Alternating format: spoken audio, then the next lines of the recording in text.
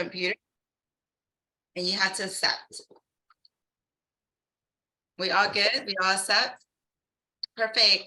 Hi, welcome. My name is Minh Ho from Remax Alliance. I am a commercial and business broker. And today we are going to talk about environmental. What is an environmental? Who needs one? I have a very special guest with me today, Mike Green, and my business partner, Michael Fowles. And Mike Green is going to help us understand a little more about the environmental, because we all know what is so fun about environmental, right? It's like talking about looking at under the hood of a car. I could just really go to sleep. But what I love about Mike is the way he explains it to me. Even a person like me, or even my little niece, will understand about the soil. So I'm going to hand it over to Mike Green, and I am going to make you the host so you can do your screen share.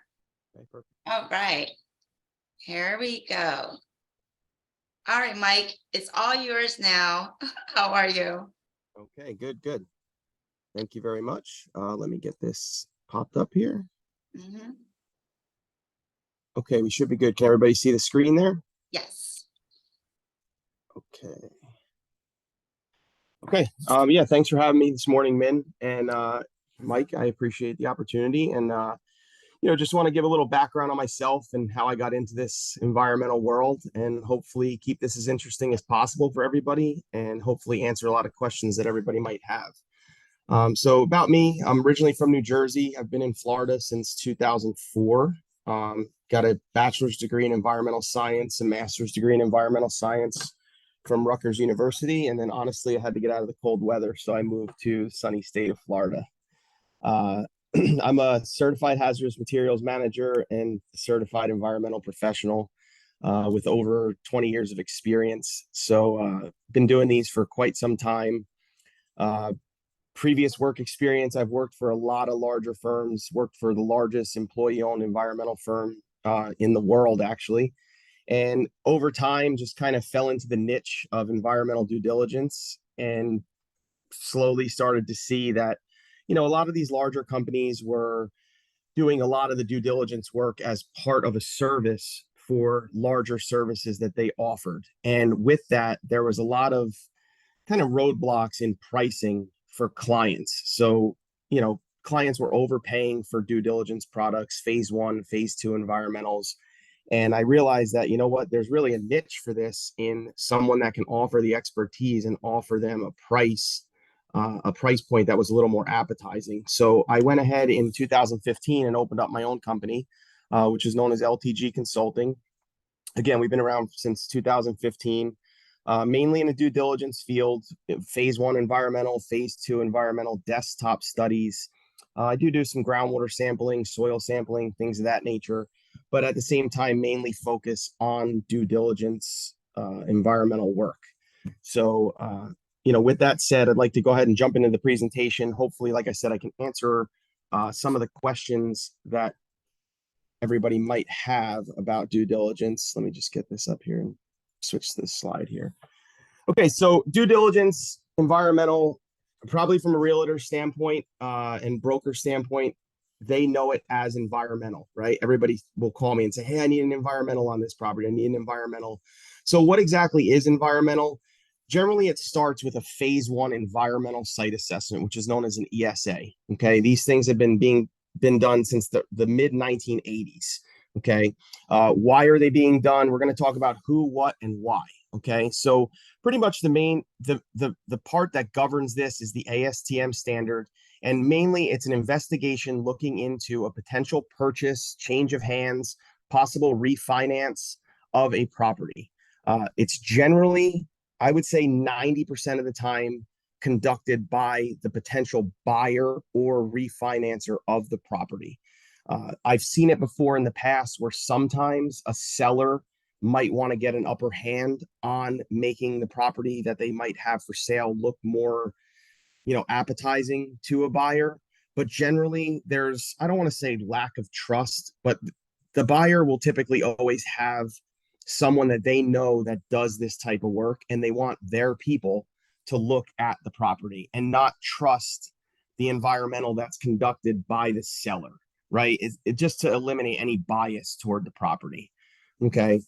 So generally, if there's a lender involved, it's so rare that a lender will not require a phase one environmental. If it's not a phase one, they might go along the lines of possibly requiring something a little bit less than a phase one. They might do a desktop study on a property. They might do what's known as a transaction screen, which is kind of like I consider it a mini phase one. It's not a full phase one. It doesn't include all the aspects, but it might not be a property that's considered as high of risk. The one thing to understand is if there's not an investor or a lender, the environmental is not necessarily mandatory. Okay, it's typically for the buyer's own good. So that brings us kind of to the why. So why would we do this? Okay, in the mid 1980s, CERCLA put in guidance that could allow landowners protections to buy properties.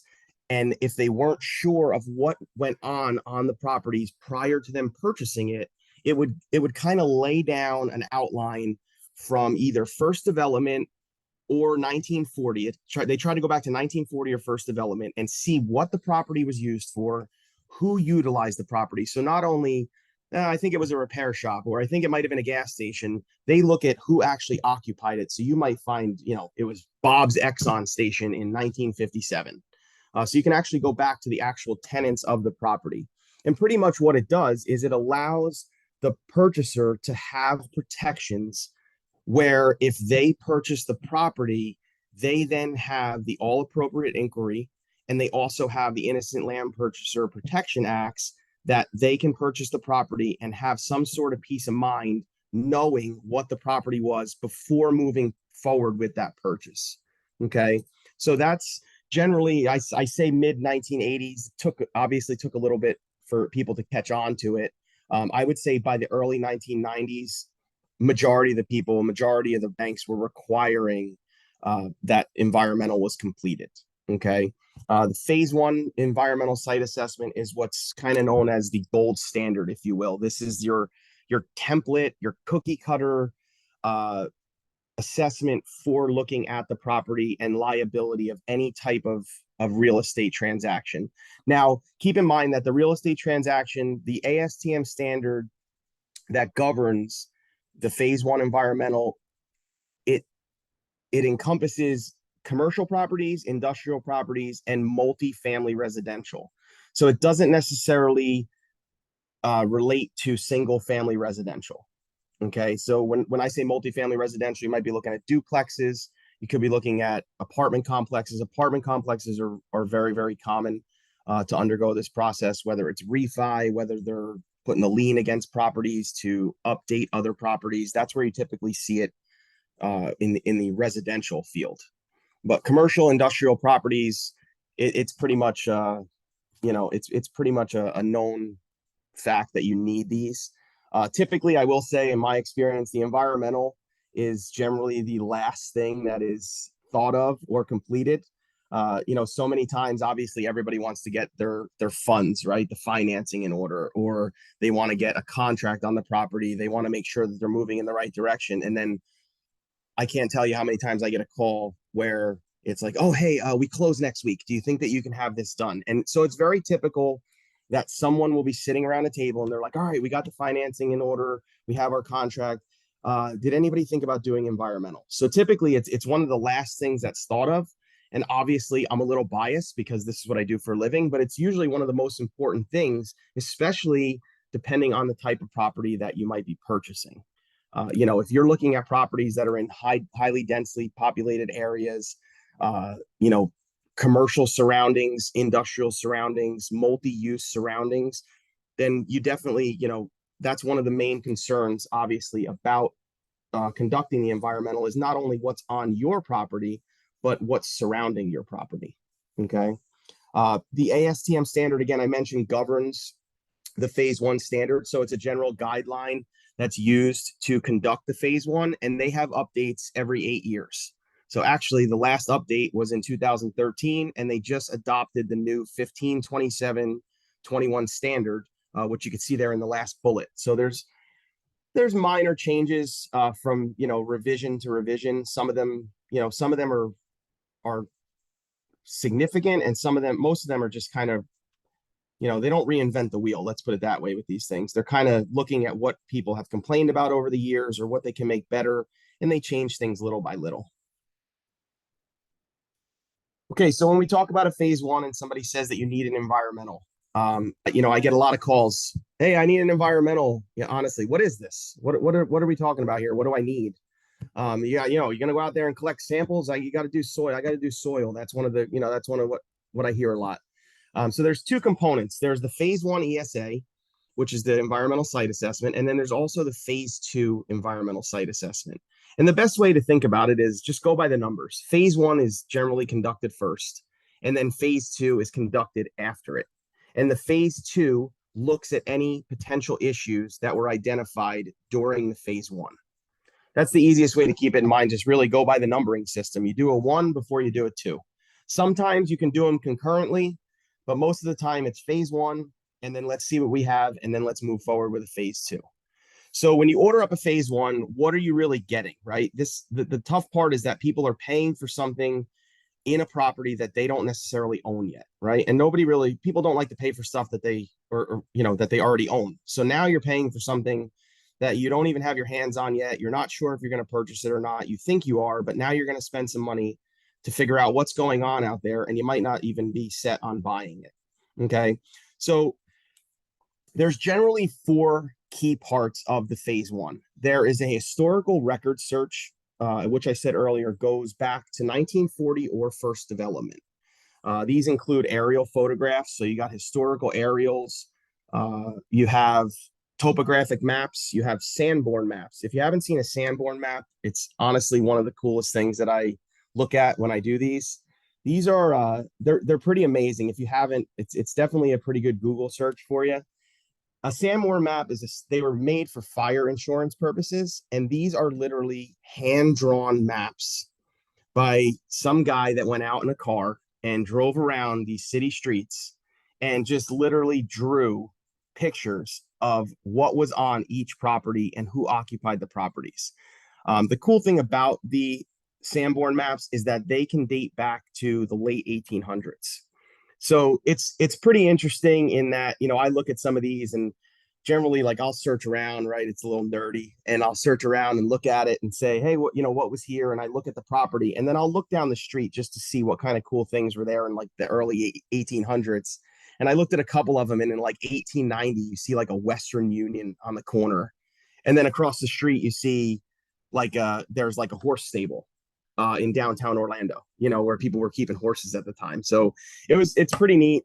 So there's definitely ways to grab historical documentation and look back. If you have a property in a older developed area, so like downtown Orlando, downtown Miami, downtown Tampa, you can look back at the property to the late 1900 or 1800s. The other thing is city directories. City directories are generally collected every 4 years of who is occupying the property at the time. So I can look at a property, say I got a property that's a Burger King right now. I can look back at the property, look at the Burger King, I'll look at the city directories, and I will literally see back every 4 years to first development. It might say, 1994 Burger King, 1990 Burger King, 1986. It might say, McDonald's, and it might have changed hands. But the trick is when we're doing these environmental, what we're really looking for is, at any point in time, did that city directory ever say, again, Bob's Exxon gas station? Or did it say, Javi's dry cleaners, right? We're looking for red flags in possible historical tenants of that property. So when you put together aerial photographs, you can put together Sanborn maps if they're available for that area. And then you can put together the city directories. And by doing that, you can paint a really good picture of what the property has been used for since it was built. Or maybe there was a building out there from 1942 to 1986, and then that building was leveled and the current day building was constructed. So it really paints a really good picture, and you can kind of put two and two together and look at the aerial photographs versus the city directories, right? If it's a Burger King now, but you look at the aerial photographs and in 1957 there was a huge building out there, you might look in 1957 and the tenant is a distributor, a warehouse distributor. So then you can put two and two together and say, I see what happened. There was, a previous distributor out there. That's the building I'm looking at in 57. And I'm able to kind of make the correlation.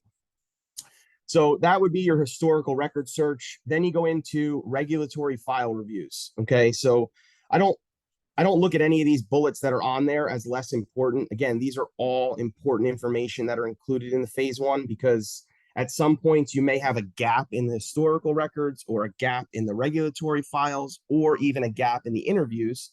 And you can fill the gaps with the other information that you have, right? The goal is to fill all the gaps possible and paint the picture of what's been going on at this property.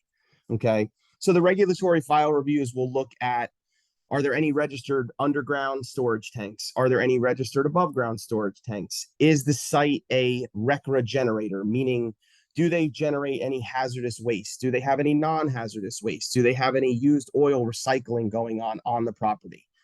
Not only for the subject property, but also for the adjoining properties, right? We've all been out to some of these properties and you can see how close some of these commercial properties are, right? I mean, some of these buildings adjoin, they co-join each other, right? They're not even, there's no gap between the buildings. They're literally touching the other building, or they're purchased as one building in a shopping center suite.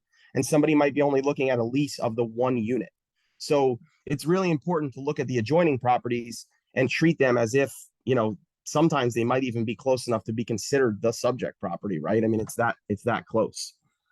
So once we take a look at that, there's always the site recon portion. So the site reconnaissance is where the person doing the assessment would go out to the site.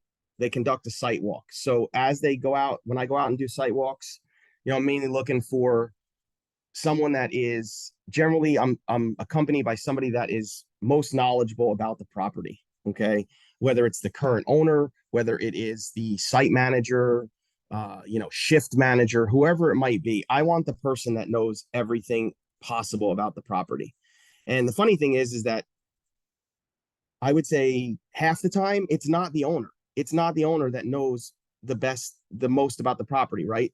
It may be somebody that owns the property, lives in a different state, and I might call them and say, hey, I need to get access to that property. And they're like, yeah, I'll put you in touch with the local guy. I don't even know what they do with that, right? He's an investor that owns 37 properties and he really doesn't know what's going on at the property that I'm going to walk. So I'll meet with the person out there. Again, generally it's a manager, might be a property manager, and we'll walk and I just get a general lay of the land from them. So what do you do on the property? Do you have any waste that you generate, whether it's, standard domestic trash? Do you have any chemical usage, chemical waste? What do we do with it? Who picks it up from you? Just give me a general lay of the land and we'll do a walkthrough. The walkthrough includes photographs.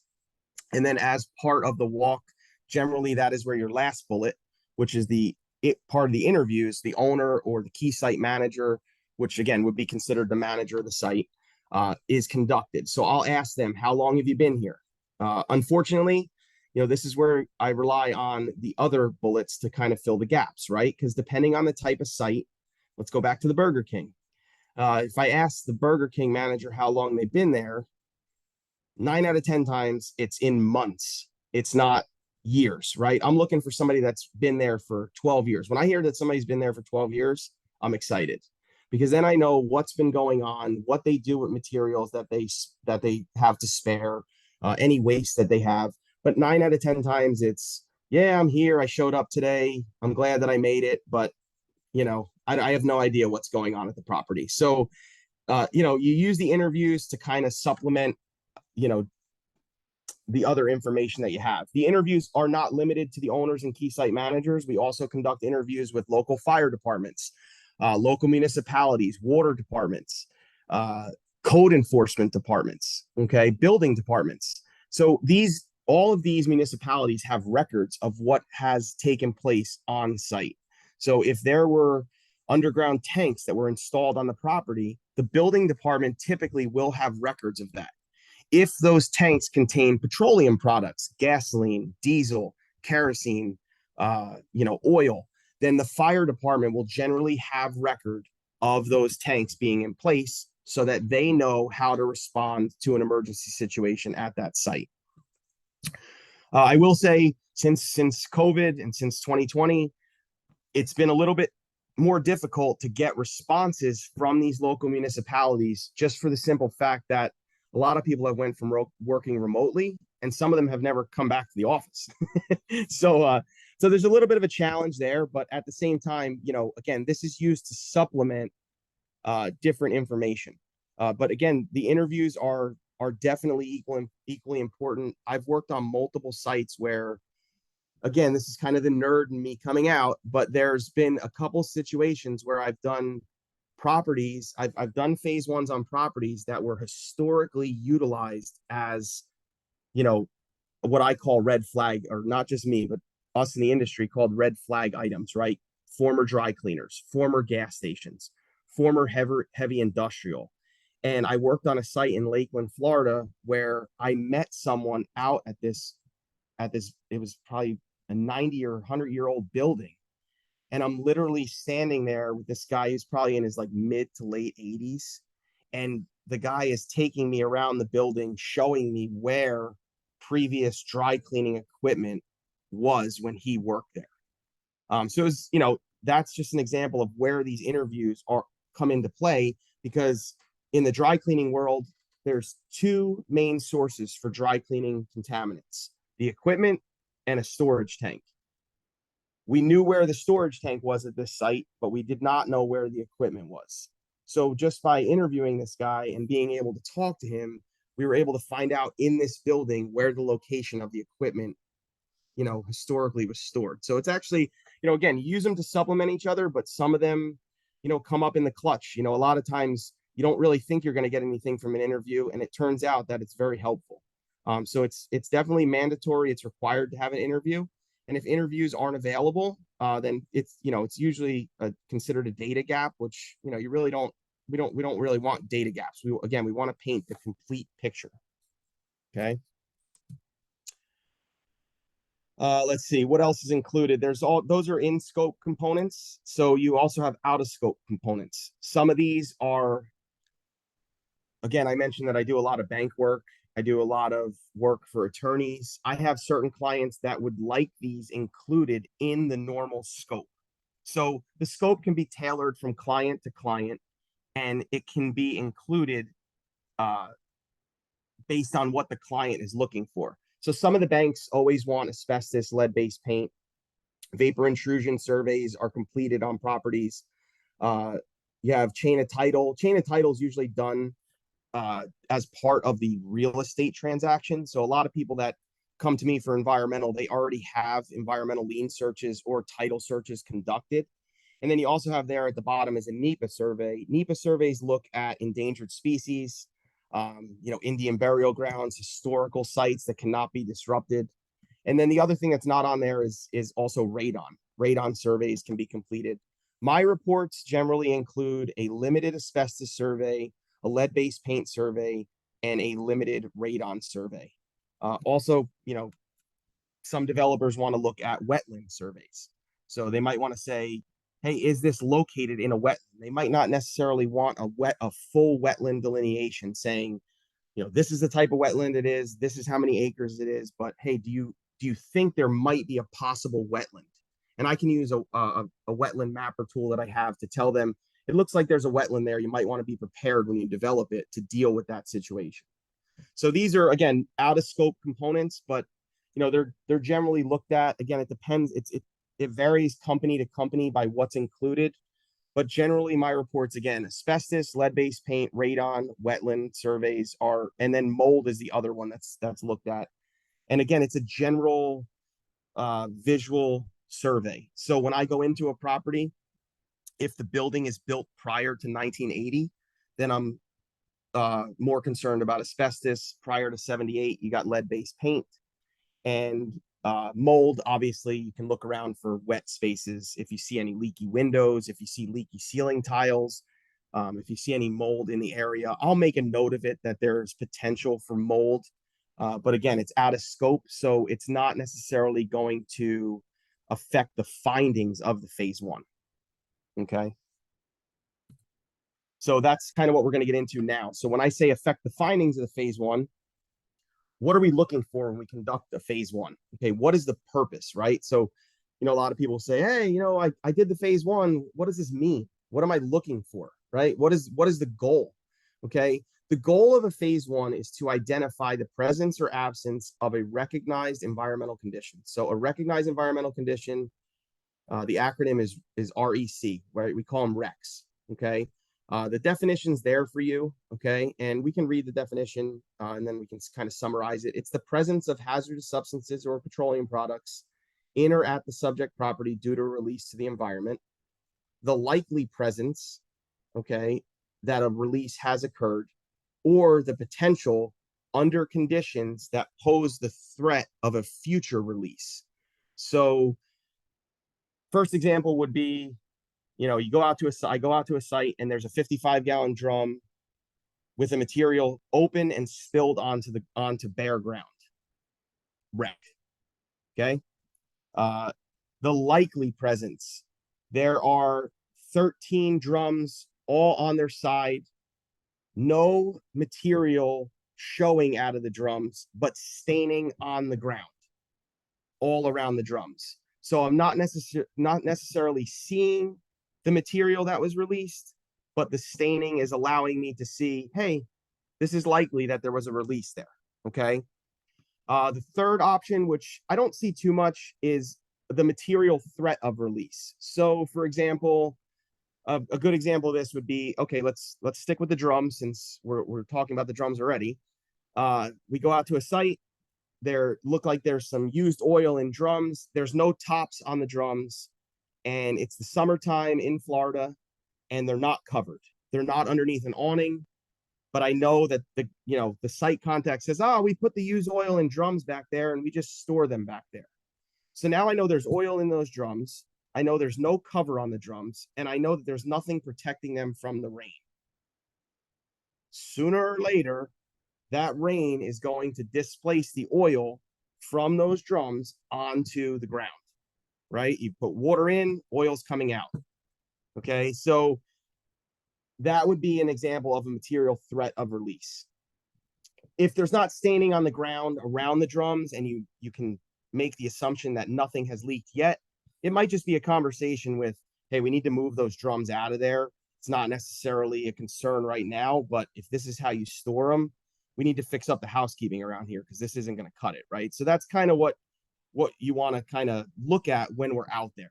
So we either make the determination of whether something is a wreck or not, okay? With wreck, there are also two sub breakdowns of wrecks. So the catchy little title there is it's not just a 3-letter word, okay? We also have two 4-letter wrecks. And this is one of the HREC has been around for a while. That's the historical wreck, okay? In the 2014 standard, I believe, 13 standard, the controlled wreck was introduced. Okay, so let's talk about the difference in the HREC and the controlled wreck versus the regular wreck. Okay, historical wreck. A historical wreck was something that was considered a wreck and is no longer a wreck. Okay, so how does that happen? How does the wreck just go away? Maybe in the past there was a couple drums that had spilled and they went out there, they removed some soil, and the regulatory agency came out there and said, okay, we agree, the soil's cleaned up, we're good. Here's your no further assessment letter. They have that letter, they're not requiring anything else. That former wreck now becomes an HREC. Okay. On a larger scale, former gas station, I have an example of one of these later on in the slides. Former gas station, 2 leaky tanks, went into the regulatory program, cleaned up the site, received a no further action letter or a SRCO, which is a site rehabilitation completion order, and no cleanup is required. They received NFA. That would be an example of a historical wreck. So that's your HREC. Okay. When you get into controlled wreck, the difference between an HREC and a controlled wreck is that they have both received closure. However, the controlled wreck has received closure with some sort of limitation on it. Okay. And for those of you who don't know or aren't familiar with limitations, there's regulatory closure without conditions, and then there's regulatory closure with conditions. So if you're in a area where you are connected to municipal water, you do not have irrigation wells present, and nobody's using the groundwater, then they will put what's known as a restrictive covenants on the use of groundwater at the property. So if the regulatory agency looks at the area that the site is in and they say, you know what, we've cleaned it up to the best of the ability, to the regulatory standards, no one's using the groundwater, here's your NFA letter with conditions that no one can use the groundwater. That would be a condition. So if there is closure with a condition, it becomes a controlled wreck, which is a C wreck. Okay. If there's no conditions, then you're looking at what's known as an HREC. Okay. The trick here is that an HREC is not considered a wreck. So when I put together the final summary, or when an environmental professional puts together the final summary of the report, if there is an HREC, it has been, satisfactory dealt with by the regulatory agency. It received closure. It is not a wreck. The C wreck is considered a wreck by the ASTM standard. So if I have a property where they received closure and they have a limitation or a condition on the closure, that C wreck then becomes a wreck. Okay. And part of the reason there is because you're not allowed to use the groundwater on that site. So if you want to do something with the property, purchasing the property, the groundwater is not going to be available to you. So whether it's an irrigation well, whether maybe you want to put up a car wash, okay, somebody wants to develop the property as a car wash, they want to dig a shallow well to use water for their car wash, it's not going to happen. So at that point, if you introduce the groundwater to the general public, it becomes an environmental or a health concern. They're not going to allow it. Okay, so that's why they have the condition in there that it remains a wreck. Okay. Do we have any questions at this point? I'm a little bit, probably about halfway through. I just figure I can keep going and we can go on and then save all questions for the end. Okay. All right. So though we covered the wrecks, whether it's a regular wreck, HREC, or a C wreck, there are also other findings. Not everything is just, oh, that's a wreck. Okay, that rises to the level of a wreck or an HREC. So what do we have outside of that? A very popular one is a de minimis condition. Okay, de minimis condition is a condition. The best way to think about this is, honestly, think about it as it's a little bit of spilled milk, right? That's probably the easiest way to think about it. It's probably it generally, I would say people usually use less than 50 gallons, less than 30 gallons.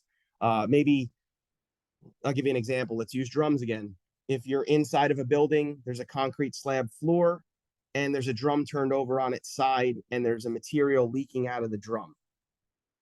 It's not coming in contact with the soil. It's not seeping through the floor. There's no cracks in the concrete. That would be what's considered a de minimis condition. Okay. Another example of this where I see them a lot of times you'll go out to a repair shop, gas station, or a car dealership, and they have air compressors. Air compressors will leak a small amount of oil in their motors that run the compressor. It's a small amount of oil over, it could be 8 years, 10 years, and it might stain the soil a little bit. Chances are you go in there, you grab 2 shovels full of soil, and there's no contamination remaining, right? It's what we know as superficial. So it's shallow staining.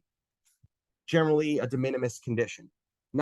Doesn't rise to the level of a wreck, but it's definitely something that needs to be brought to the prospective buyer's attention or a lender's attention. And in that case, there's usually a recommendation that's made. It doesn't appear to be a wreck. However, we recommend that the housekeeping practices are improved in this area. Okay. The other finding we might have is a business environmental risk. Okay, this is what's known as a BER. So what is a BER? This is a condition that is again, does not rise to the level of a wreck, but may impact the business use or practice of what the buyer is looking to do. Okay. I have an example of one of these sites in later on in the slides, but a good example of this is a landfill. A historical landfill that has been utilized in the past, it received regulatory closure, meaning there's nothing required for the buyer or the owner to do for the site to receive closure. It's considered by the regulatory agency as a clean property. Feel free to purchase it. However, there are guidelines in place that are required by the municipalities in order to develop a former landfill property, meaning there may still be garbage or trash in the ground. If it was a construction, a C&D landfill, there may be large pieces of concrete in the ground. So that may be something where, again, concrete's not necessarily an environmental concern or a health concern, but if you're looking to build a 24,000 square foot building and you have to put footers in the ground and you start hitting big chunks of concrete, then you might run into issues with redevelopment of the property. So again, doesn't rise to the level of a wreck, might not be a potential health concern. However, it may affect the business development purposes of the property. So that would be where your BER comes into place. All right, so here we go. Here's the good part. This is probably what everybody wants to know, right? We get the report in our hands. There's an executive summary in the report. Generally, I'll have a phone call with clients after the report is submitted and kind of discuss with them what the findings were, okay? The one thing to understand is that my job is, it's a non-bias compilation of data to tell you what's going on with the environmental conditions at the property, okay? And then it's the buyer, the prospective buyer, the investor, it's their responsibility at that point to determine their risk tolerance for the property. How much did we find that either is really a concern of yours, might cost you a lot of money, might scare you, it might not interest you anymore about the property? Or did you find something in the property that you realize, hey, this is going to cost me a little bit more money. I'm going to need to get a better deal on this property to move forward with the purchase. Understanding that there are a lot of different types of investors, right? There's people who have some fun money and they want to buy something and have something to do. They're not really seasoned, educated buyers, and they don't see these types of things from site to site. Then there's the other end of the aspect, right? There's the other end of the spectrum where you have buyers that are buying properties, 10, 12, 15 transactions a month on different types of properties and are used to seeing these types of things and then use it to their benefit as a negotiation tool. So they're, again, I've been doing these for 20 years. I see people where I will tell them there's a wreck on the property and they grab everything and run the other way. And then I see people that are like, well, that's not that bad. What are we talking about here? A couple $100, a couple $1,000, we're good. So again, it's my job to tell you what's out there. At that point, it then becomes your risk tolerance for what you want to do with the property. And keep in mind, I don't always know, or the environmental professional doesn't always know what the final outcome for the property is. So if you're purchasing a former dry cleaners or car dealership and you're looking to turn it into residential, you might have a less of a risk tolerance than somebody that's keeping that as a car dealership and moving forward with it for years to come as a dealership. So it really depends on, your details of the deal, which again, I don't always know, and I don't really need to know them because it doesn't necessarily affect my results. My results are there no matter what you're doing with the property or the buyer's doing with the property. Okay. So that's generally what we do with the results. Now, it also can lead to a phase 2 ESA. So talking about the differences between the phase 1 and phase 2, phase 1 will look at the background of the property, identify any potential problems known as wrecks, which we just learned.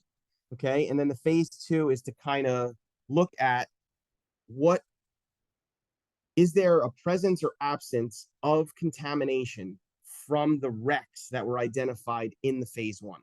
So just because there is some staining on the ground or there is a potential wreck or a wreck that was identified in the phase one, doesn't necessarily always mean that there is contamination there, right? Keep in mind, if we look back, I'm going to flip back a couple slides, we're going to look at the definition. There's the presence of, okay, potential presence, the likely presence, or the material threat. So just because there was a release doesn't necessarily mean that there's a heavy impact to the property. Could there be a release and you go out and grab soil samples, groundwater samples, and there's no impacts? Sure. If the release occurred 20 years ago through dilution, dispersion, it might not be an issue anymore. So the phase two is just simply to go in and look at and explore the wrecks that were identified in the phase one. So you have soil sampling, groundwater sampling, soil gas sampling. Okay, so what is soil gas sampling, or what's known as vapor intrusion? It's the vaporization of contamination in the soil or the groundwater. So soil is obviously under the ground or underneath impervious surface. You have your, sidewalks, your asphalt parking areas, and then your groundwater is obviously under the ground. Some areas are 2.5 to 3 feet deep. Some areas are up to 40 feet deep.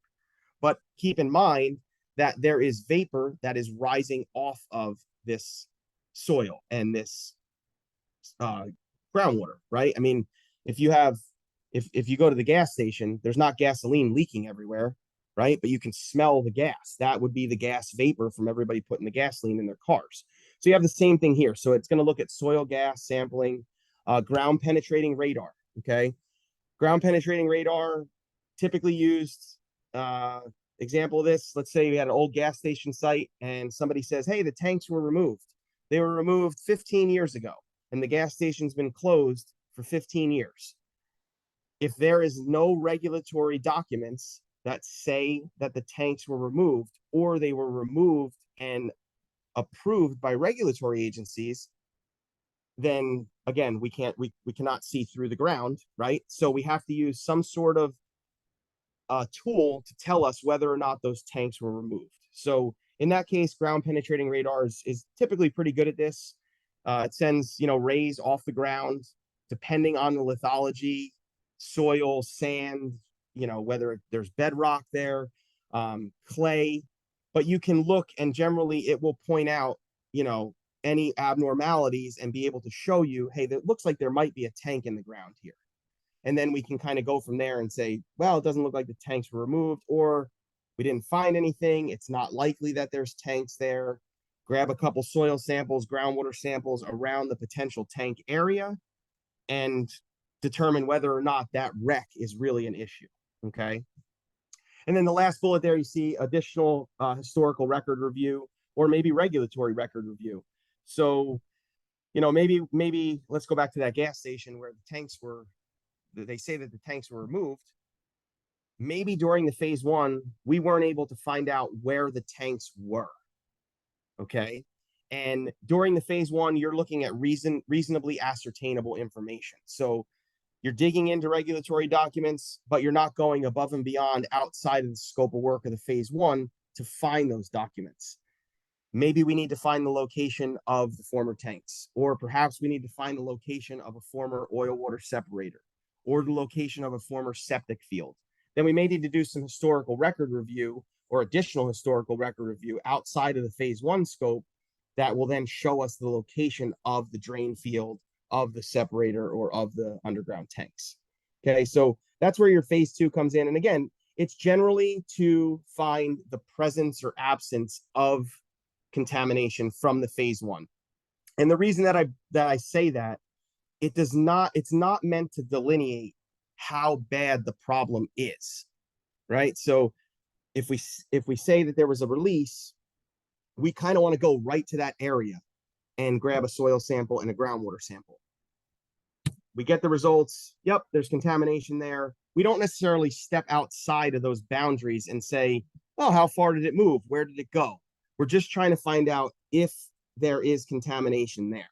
Okay. Part of the reason is that we don't delineate the issue is that it gets expensive. Every hole we put in the ground, every groundwater sample we collect, every soil sample we collect, there's a cost for it. So generally, again, you're looking to find out, is there a problem with the property? Do I want to purchase it?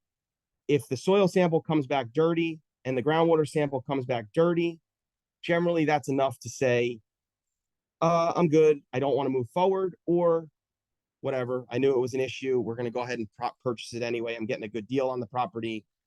We'll deal with it as we need to. Okay. So those are the general guidelines of the phase two. Okay. And the phase two, keep in mind that the phase two can be tailored to the prospective buyer. Okay. And when I say that, again, phase ones generally have a standard cost, and we'll talk about those in a couple more slides here. But phase two, I'll make, when somebody comes to me, they do a phase one, we identify recs. I will then put together a cost proposal for phase two. And that cost proposal will include any areas that I think should be looked at and how they should be looked at. So I might say we should grab 2 soil samples over here, a groundwater sample over there, ground penetrating radar here, and that's what I recommend. And that cost might be $6,000, just to throw a number out there. Again, I'm working for my client is the buyer or the broker's buyer at that point. We all sit down and say, what are we looking at? What's the biggest concern for you? If you find contamination in this one soil point, are you gone? Are you done? Is that enough for you? You don't want to know anymore? Let's not spend the additional money to find out about the other issues if that one is enough for you, right? So it can be tailored to what the buyer sees as his biggest risks or her biggest risks at that point. It doesn't necessarily have to be, let's go in there and grab as many samples as we can and spend all of your money, right? That's not the goal of this. The goal of it is to, again, find your risk tolerance and what is that going to take to find your risk tolerance at that point, okay? So with that, kind of coming to a close here on the presentation, and then I'll go into some project examples, locations of projects, and how some of the common recs or issues were identified.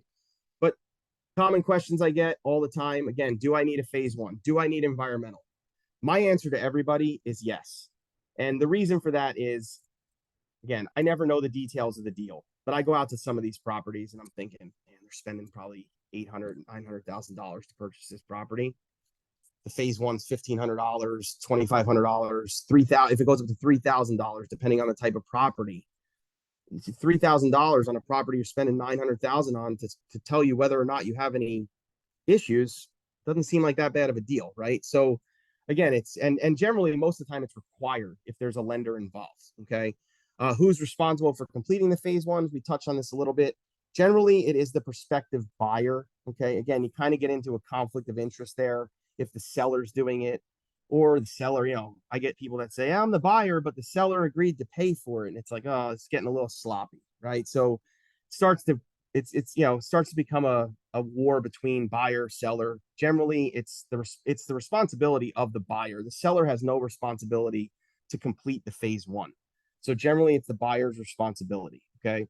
And generally, what I tell everybody is, once you purchase the property, again, this is coming from an environmental standpoint, not a real estate contract. Okay. So sometimes real estate contracts have, hey, any tanks need to be disclosed during the sale of a property.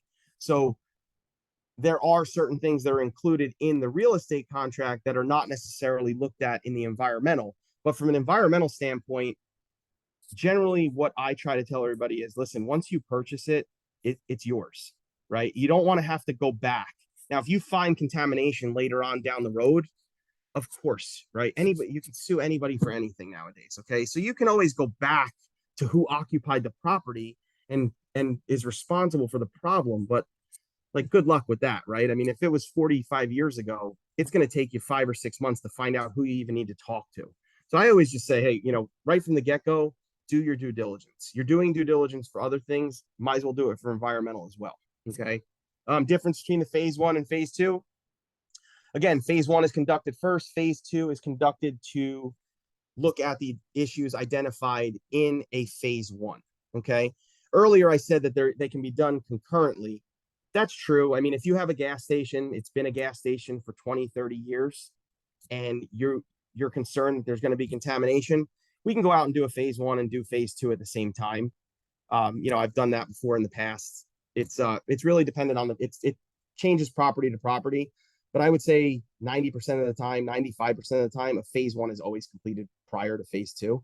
And honestly, a lot of that is just money, right? Again, you don't want to spend money on that property if you don't necessarily own it. Okay. How long does it take to get the results of the phase one? Phase one is generally, 10 to 15 business day turnaround. With that said, again, environmental in these deals is usually the last thing that's looked at. So I'll get calls that say, hey, what's today? Today's Thursday. I'll get a call from somebody today that says, hey, can you have it to me by next Friday? And, the answer is obviously depends on workload and site access, but sure. Is there an additional cost to rush a report? Absolutely. So there's definitely associated costs to rush reports, but 10 to 15 day business turn is, again, my standard turnaround time, based on workload and things like that. But yeah, 10 to 15 business days. When it comes to the phase two results, I would say probably you're looking at 3 weeks, 3 to 4 weeks, mainly because at some point you're probably going to be running some samples. Standard turnaround on sample time at a lab is 7 to 10 days. You 9 out of 10 times you're going to need a driller. So driller availability might be a week out. So I generally tell everybody 3 to 4 weeks. Okay. For phase two turnaround. Could you have it sooner? Sure. Expedited lab results, expedited driller availability. It's just going to raise the cost. So that's what you're looking at there. Cost of a phase one, phase two ESA, depending on the type of property, the costs range anywhere between, I'd say 1,500 vacant parcel, small vacant parcel, nothing around it, no potential issues identified. Again, I can only go on my costs. There's, larger companies' costs are going to be definitely elevated, but for me, $1,500 to $3,000, depending on the type of property. You get up into your $22,000 to $3,000 range, you're looking more toward automotive repair shops, dry cleaners, gas station properties, large industrial properties. Your standard run-of-the-mill, Burger King type property, probably around the $2,000 range, $1,750 to $2,000 range. And then phase two really depends on the amount of samples, the amount of issues identified in the phase one. But I would say general rule of thumb, you're probably looking somewhere between the $4,000 to $10,000 range, somewhere in there based on number of samples that you're collecting. 4,000 might even be a tad low. If you want to be safe, $5,000 to $10,000. I would say somewhere around there. Okay, and then we have this is one of the biggest questions I get. And I always laugh at this question. Oh, sorry. I'll get somebody that says, would you purchase the property? Now you know what you know about the property. Would you buy it? And I'm thinking, half the time I'm thinking, nah, I wouldn't buy it because I don't have the money. Right. So, as I said earlier, it's my job to tell you what's going on out there. I know if I'm looking at a percentage scale of what I know about these deals when I'm conducting the phase one environmental, I know probably 2% of what's going on out there. I know who the buyer is. I know who I have to meet with during the site walk. And I might know whether or not the deal is confidential. Okay, that's usually what I know. I don't know how much anybody's paying for the property.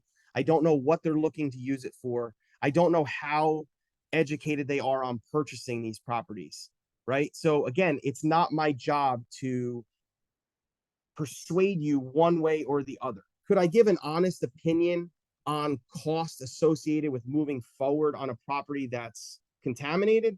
Absolutely. Right? Hey, this is going to be, it's going to be expensive to fix this issue, or you might run into issues moving on down the road. Do you have other properties you might be looking at? Right? But again, it's not, would I buy it or would I not? I mean, I would always err on the side of caution because this is what I do for a living, right? I mean, if you ask a dentist, hey, this tooth kind of hurts me, I don't know if I should have it pulled or not. They're going to be like, well, you should have a root canal and put a crown on it, definitely. So it's going to be a biased opinion by me, because I've seen nightmares that happen, and then I see properties that I think are going to be pretty bad, and then I drive past them 2 years later, and there's a gorgeous, you know, uh, college dorm on top of them, or a brand new apartment complex that is gorgeous, and it really built up the area. So I generally won't answer that question. My answer to the buyer is usually, listen, what are you looking to do with it? What's your risk tolerance on the property? And honestly, at the end of the day, it's like anything, right? It comes down to how bad do you want it? Like, what are your visions for the future of this property? If you have other options, do you have other options that you're looking at? Are you looking at 4 parcels and this is one of them that you like the best, but maybe there was another one, right? Think about when you go look for a house, when you're house shopping. If you might have 3 houses in mind, and then oh, I don't know, I like the kitchen in this one, I like this one, oh, the pool needs a lot of work. You do the same thing with a residential property that you're doing with this. You're just looking at, what your tolerance is for how much you need to fix or how much you need to update. It's kind of along the same lines. Okay, so that's where we're at with that. Those are probably the most common questions.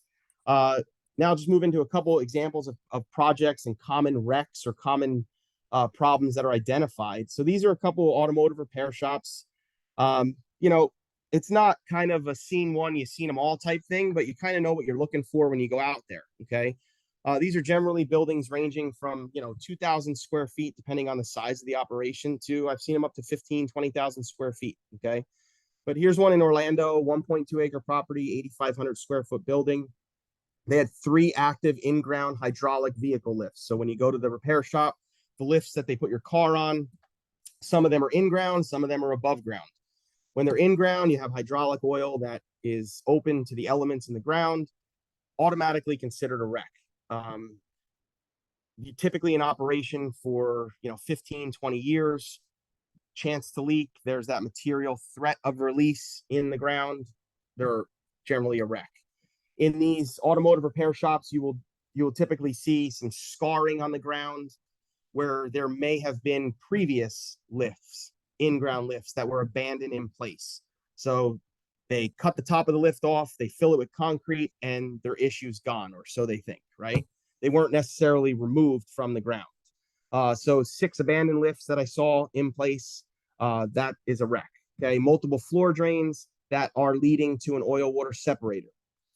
Generally, oil water separators are looked at in this way. If it's greater than 15 years old, most of the lending institutions like to wreck it. Okay, they'll consider it a wreck. If you've ever looked inside of an oil water separator, which I know everybody that's going to watch this has, right? It's really cool to do. It's very tough to see inside of these things. You open it up, there's oil on the sides of the walls. They're made out of concrete, most of them. You can't see the integrity of the oil water separator. You're not really sure if it has a crack in it. You don't really know anything about it. So generally the 15-year mark, if it's greater than 15 years old, it's automatically wrecked. If there's issues with the oil water separator, generally that would be found out. That would be something that is identified during a phase 2. So you would recommend soil samples around the oil water separator to see if there's any leaks or anything like that. Okay, the site on the right was in Tampa. Same thing. Again, like I said, they're not all the same, but there's a lot of similarities. This one had 3 active above ground lifts. So above ground lifts, everything's above the ground. The hydraulic oil is above the ground, not a concern. Okay, 2 abandoned in-ground lifts, abandoned oil water separator that hadn't been used for over 15 to 20, even 30 years, I think they said. So that was a wreck. And then it was a former gas station with former USTs and a historical release that had received closure. So at that point, that becomes, something that's looked at during the phase 1. Where are the closure documents? Is there an NFA letter? If there is, and there's no conditions, it's an HREC, which in this case it was. So you had the HREC there, and then you had the 2 RECs regarding the abandoned oil water separator and the in-ground lifts. Gas station sites, these are really common, constantly changing hands, changing ownership. So we have one in Jacksonville, 1,500 square foot building, 3 in-service USTs, 6 removed USTs, so historical USTs since the gas station has been in operation. And this was a leaker, what we know as a leaker site. So Lust site is what's known as a leaking underground storage tank facility. Okay. This site in particular had ongoing remediation, assessment remediation. So they know about the issue, but they're in the process of cleaning it up. At that point, it doesn't become an HREC, it becomes a REC. There's no closure, it's open remediation, it's a REC. Okay.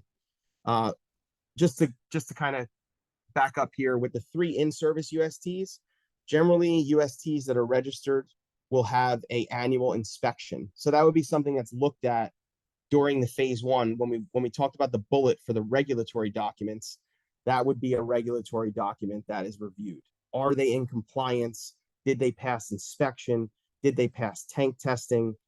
And then if they're okay, we give the green light. If they had some, out of compliance issues, some fines that were given for, possibly, leak detection that wasn't updated or reviewed, then we would deal with that accordingly.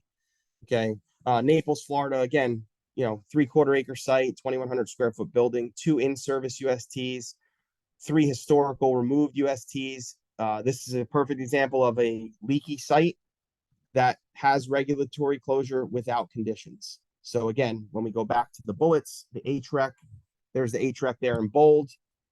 They receive closure, no conditions, HREC. Now, if this site received closure and there was restrictive covenants on the use of groundwater, then it rises to a CREC and not an HREC. Okay, so there's just another example of that. Okay, and then the last 2 here, these are just other types of sites that come up all the time. So the one that I like to give here is the former landfill site in Tampa. 19.8 acre site, no buildings on the site. It was a class 3 landfill, which is just a standard, household trash landfill. Okay, for 16 years. Received regulatory closure in 2017 through soil, groundwater, and landfill gas sampling. What does that mean for the buyer? It means the state or the regulatory agency is no longer on your back, right? Hey, you did what you need to do. It's cleaned up. Good luck with the property. Perfect example of a BER, okay? Not necessarily a REC because they receive closure of the landfill. However, if you're looking to develop the property and now you go back in and you disrupt the material that's still buried in place, there may be environmental issues or there may be developmental issues or guidelines that need to be followed to develop this property. So that would be an example of a BER. Last one here is an office building. I always like to give this example because I cannot tell you how many times I go out to a property or I get a call on the property. And the first thing I think is, all right, this is going to be an easy one. Can't wait to go do this one. This is easy. It's an office building. It's straightforward. We're good to go. I get out there during the site reconnaissance and I'm walking around the property and boom, right in front of me, there's a monitoring well in the parking lot of the property. So now I know somebody's looking at the groundwater on this property. Why? Right? So I take a couple pictures of the monitoring well. I walk around the property. As part of the site recon, I also photograph surrounding properties. Well, the south adjoining property, I take a picture of it, and right on the door, it's, dry cleaners. So now I have an idea of what that monitoring well is related to. So going back to the office, pulling regulatory documents, I'm able to find that monitoring well on a site map of the south adjoining property, and I'm able to look at sampling results from that monitoring well. Turns out that there was some hits of chlorinated solvent in the monitoring well. Now you have contamination from an adjoining property that has migrated onto your subject property, which then becomes a REC. So it's not, an adjoining property that is a dry cleaners is not necessarily considered a REC. I would need further information to say whether or not the REC is on our property. Because again, if you go back to the definition of a REC is on the subject property. So the adjoining dry cleaners is not necessarily the REC, it's the migration of the contamination on our property now that becomes the REC. So in that situation, it becomes a REC. Now, I will say I've had situations like that where I'm able to find information on the monitoring well, and they may have groundwater flow may be in the direction of the buyer's property. However, that monitoring well has always been clean. It's never had a hit of contaminant over regulatory standards. So in that case, It's not an issue. They just put that well there in order to see if there's any, it's what's known as a down gradient point of compliance well. So if the groundwater is flowing this direction, do we have any issues here? No. Okay. So in that case, I'll just bring it up because it's another great example. That would be a BER. Okay. That monitoring well would be a BER. Why? If the state is requiring the dry cleaners to sample that well, you really have to allow them access to sample the well.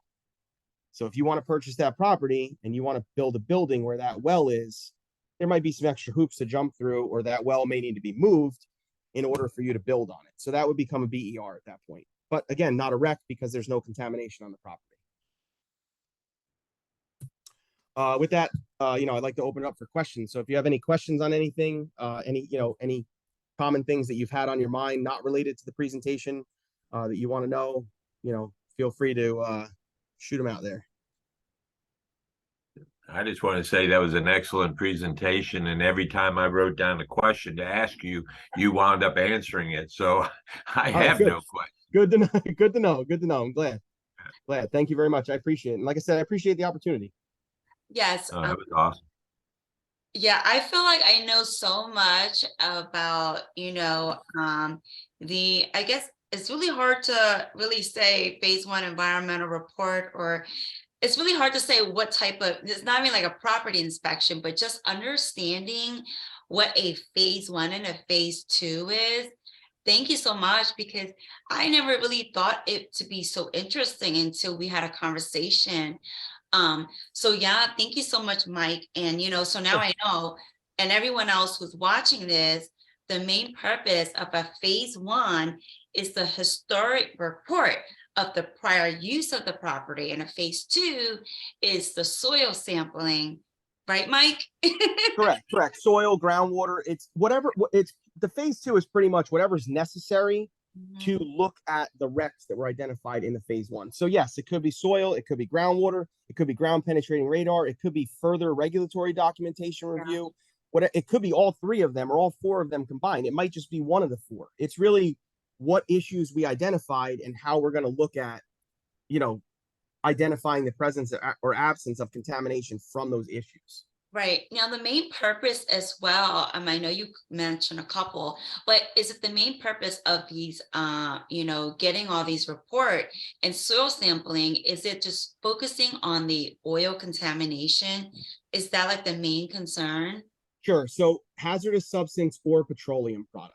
So, you have your petroleum products, your diesel fuels, your kerosene, your, gasoline, products like that. And then you have your hazardous substances. So that might be something along the lines of, chlorinated solvents, or, it could be anything that's used in industrial processes, paint strippers, anything like that. That's why they have that definition to kind of encompass anything that may be an immediate, threat to the environment or human health. Oh, wonderful. Thank you. And also the phase one reports like 100 pages. I'm like, what am I looking at? Yeah, it is. It is. They're very intimidating. The funny thing is I would say, generally a phase one is anywhere between 20 to 30 pages. And then you have probably 500 pages of appendices. So you have your aerial photographs, your regulatory search of regulatory documents. You have your, lithology reports. You have your city directories. So a lot of it is appendices that really weigh down the front of it. And that's why, again, I would say probably, 85-90% of firms that do these reports have what's known as an executive summary, right? So that way you can kind of just dig in the executive summary and look through it and find out, what is it I really want to know about this? And generally that's why I have the phone calls with my clients afterwards, because I understand that they don't typically know what they're looking at, right? Like, I think about it, if somebody gave it to me, I would pretty much want somebody to explain to me what's going on. So generally the executive summary is to do just that. There's bullet points in the executive summary. There's points that, here's the wrecks that were identified. Here's some de minimis conditions that might have been identified. And then you can dig through the report to find out further details, but it's just to really give you a guideline on what was found. Yeah, absolutely. It was wonderful. I just love the presentation. I felt like I just sat in a whole class and I deserve a CEU, right, Mike? You deserve a real estate CEU. Just didn't do it, and it was just amazing. So for anyone watching, and we also learned what a rec is, a H rec is, and what a C rec. So thank you for that. So Sure. Sure. in closing, again, Mike, thank you so much for your time. This was so amazing. Absolutely. I really thought it's so beneficial. I just felt like I took a free class on this, and I just know so much. And now, because it could be very intimidating, like what the heck is a phase one? Even like the first time I had to speak to someone about it, because normally my clients, they do this on their own, but you're the second person I spoke to. And I just love how you explain everything. I'm like, oh my gosh, I didn't know it was so easy. Wow. No, I'm glad. I'm glad I can give you that kind of, that make you comfortable with The that. You know what I mean? confidence. 'Cause I think, right, Yes. correct. Yeah. Absolutely. And the question you had, the $1 million question was the same thing my client asked you. Would you buy this property? And I was laughing over there. Yep. Very common question. Super common. You actually, I was able to use the information that you gave us, because his report was de minimis, was perfect because it was just not a hazard health issue. So we also got some extra money from that property as well. So see, it's always good to use it as a negotiating tactic. So Sure. even though they spent X amount of dollars on the report, and it's not going to be for everyone, but in our case, my client got some extra credit back. So he was happy about that, because that means his environmental report was actually free. Right. We Exactly. all love Exactly. that. It's Sure. not cheap, but that's why everyone is not in a commercial space, because it's a lot of upfront money Right. Absolutely. or property you don't even own or know you're even going to buy. So I really appreciate your time. So anyone watching, if you want to contact Mike, his information is right there on the screen. I will also post this on a YouTube link or Zoom link below on this, so you guys can contact Mike. And also, if you want to contact me, my name is Minh Ho from Remax Alliance. I am a commercial business broker. I do offer consultations, so you want to buy or sell a commercial property or a business, you may also contact me directly as well. I will put my information in the link below. So thank you so much, everyone, for watching. And thank you, Mike Green and Mike Fowles, for being here. So we'll see you guys on the next. Bye. Okay. Thank you. Thank you, Take Mike. care. Bye. Thanks. Okay, cool. Did I do that? Hold on.